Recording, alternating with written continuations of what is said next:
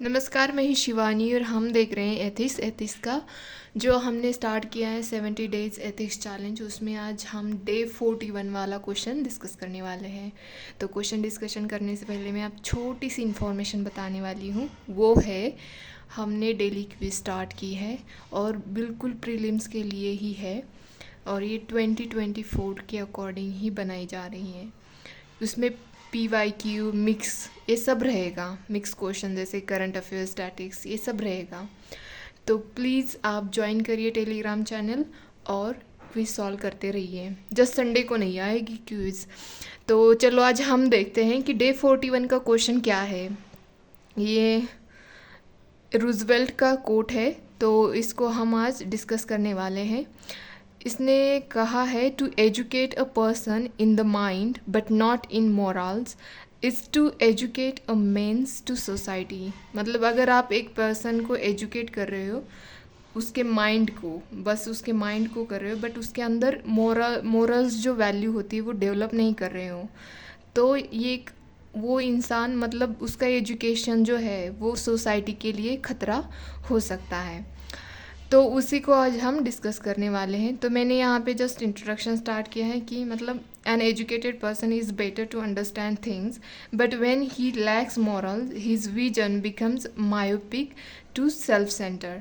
मतलब बहुत मायोपिक का मतलब ही होता है कि पास वाला देखना, ज़्यादा दूर की सोचना नहीं, अब के लिए क्या हो रहा है उतना ही सोचना और जस्ट खुद के लिए सोचना, यही होता है इसका विजन।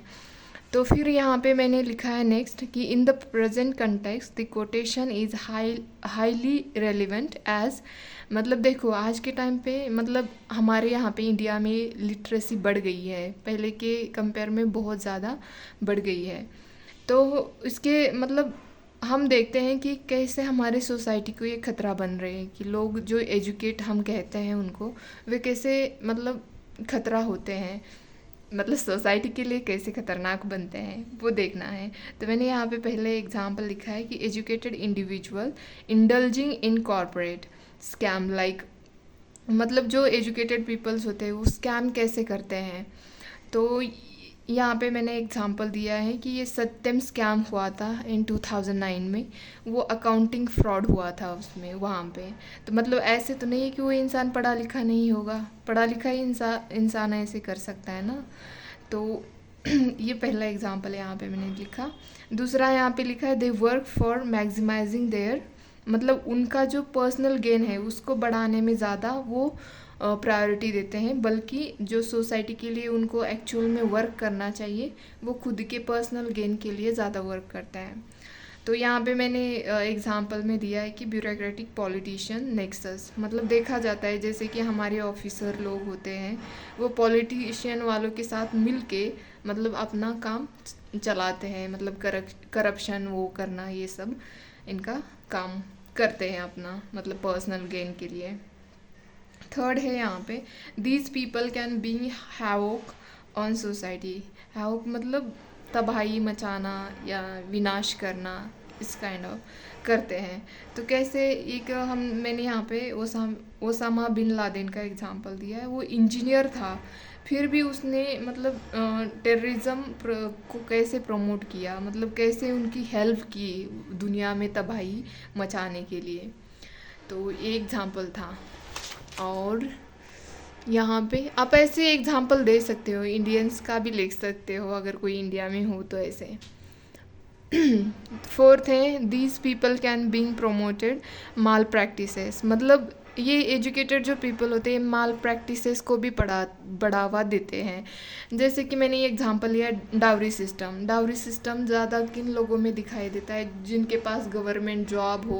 उनकी डिमांड्स क्या होती है, हमारे लिए 4 lakhs की मतलब 4 व्हीलर होनी चाहिए, इतना मतलब 20-30 लाख रुपए दहेज कैश में चाहिए, इतना सोना चाहिए, ये सब उनकी मतलब डिमांड्स होती हैं कि शादी के लिए।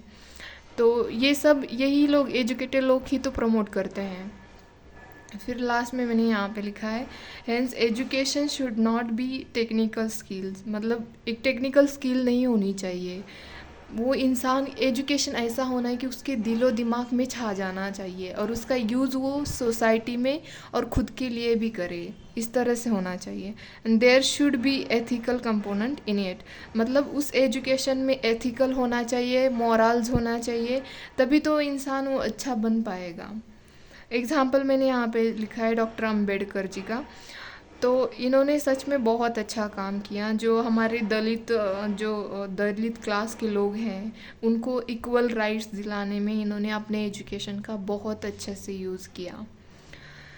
और फिर यहाँ पे लास्ट में मैंने कंक्लूड किया है, hence one should not just educate minds but also heart, मतलब उनका जस्ट माइंड ही एजुकेटेड नहीं होना चाहिए बल्कि उनका दिल भी होना चाहिए।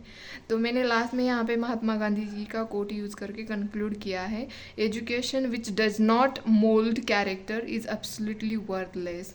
मतलब अगर आपका कैरेक्टर मतलब एजुकेशन के अंदर ढालता नहीं है, मोल्ड मतलब ढालना ही होता है, अगर नहीं होता है तो वो आपका एजुकेशन कोई काम का नहीं रहता है। आप कितने भी फिर पढ़े लिखे हो, कितनी भी अच्छी डिग्री आपके पास हो, अगर वो सोसाइटी के लिए यूज़फुल ना हो, आपके हित के लिए ना हो, तो उसका कोई मतलब नहीं है। तो होप कि आपको ये डिस्कशन अच्छा लगे। अगर अच्छा लगता है तो please like share and subscribe करिए। धन्यवाद।